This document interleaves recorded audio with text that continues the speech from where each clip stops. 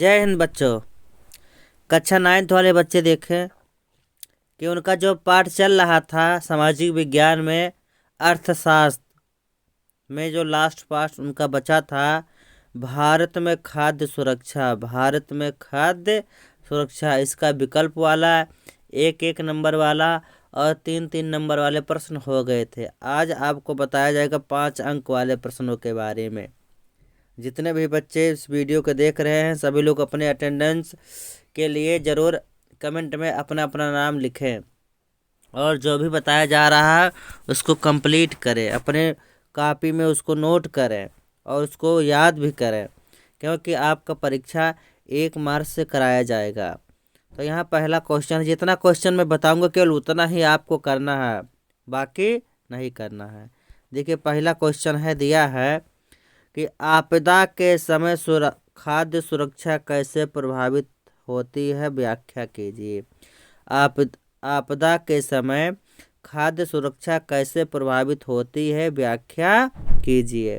तो उत्तर है, उत्तर में दिया पहला कि प्राकृतिक आपदा जैसे सूखे के कारण खाद्यान्न की कुल उपज में गिरावट आती है। सूखे के कारण खाद्यान्न की कुल उपज में गिरावट आती है, कमी आती है, जिससे प्रभावित क्षेत्र में अनाज की कमी हो जाती है। जिससे प्रभावित क्षेत्र में अनाज की कमी हो जाती है।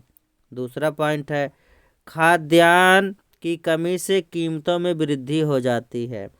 खाद्यान्नों की कमी से कीमतों में वृद्धि हो जाती है, माने उसका कीमत बढ़ जाता है, दाम बढ़ जाता है। तीसरा है, कुछ लोग ऊंची कीमतों पर खाद्य पदार्थ नहीं खरीद सकते हैं।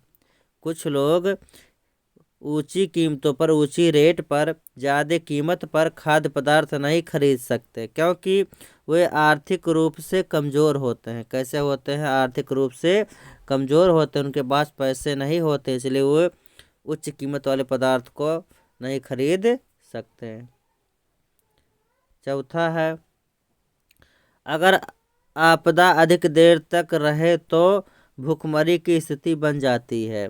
अगर आपदा अधिक देर तक रहे तो भूखमरी की स्थिति बन जाती है और अकाल पड़ सकता है। क्या पड़ सकता है? अकाल पड़ सकता है।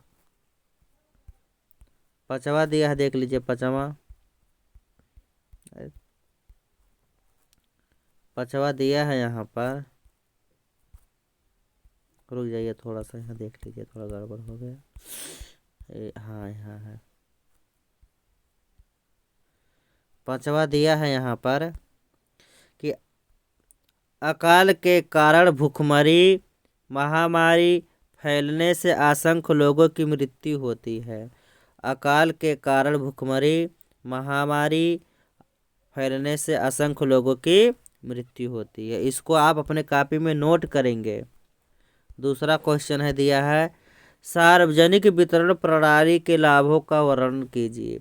जो सार्वजनिक वितरण प्रणाली है उसके लाभों का वर्णन कीजिए। तो पहला है, मूल्यों को स्थिर रखने में सहायता। पहला क्या है? मूल्यों को स्थिर रखने में सहायता।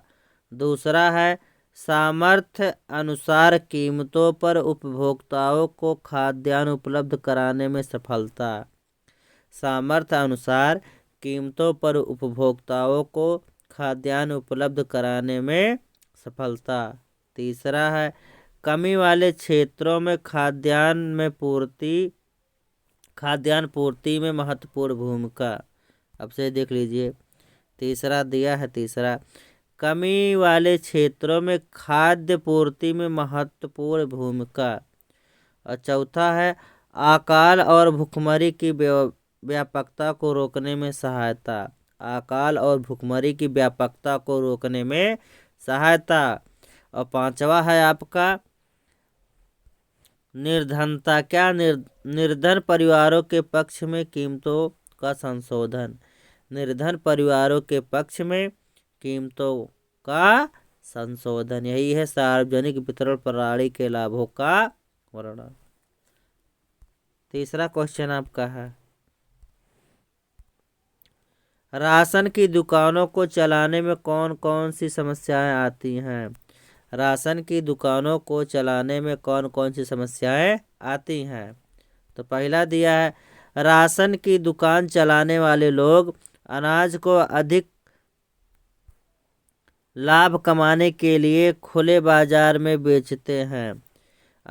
राशन की दुकान चलाने वाले लोग अनाज को अधिक लाभ कमाने के लिए बाजार में खुले बाजार में बेचते हैं। दूसरा है, राशन की दुकानों पर घटिया अनाज की बिक्री। राशन की दुकानों पर घटिया अनाज की बिक्री। तीसरा है, राशन की दुकानों पर उचित समय पर ना खुलकर कभी कभार खुलती है। राशन की दुकानों पर उचित समय पर ना खुलकर कभी कभार खुलती है। चौथा है, घटिया अनाज की बिक्री नहीं होती है तो भारतीय खाद्य निगम के गोदामों में विशाल स्टॉक जमा हो जाता है। और पांचवा दिया है लास्ट में आपका, निर्धनता रेखा से ऊपर वाले परिवार खाद्यान्न की कीमत में बहुत कम छूट के कारण इन चीजों की खरीदारी नहीं करते हैं।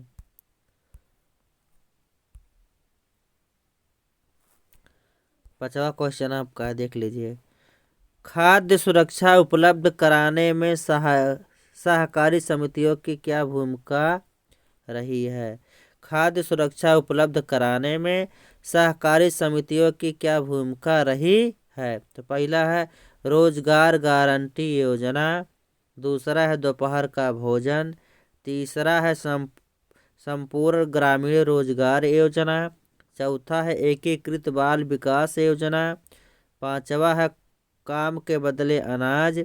छठवा है गरीबी उन्मूलन कार्यक्रम। सातवां है अंत्योदय अन्न योजना। और आठवां है अन्नपूर्णा योजना। ये क्या है, खाद्य सुरक्षा उपलब्ध कराने में सहकारी समितियों की क्या भूमिका रही है।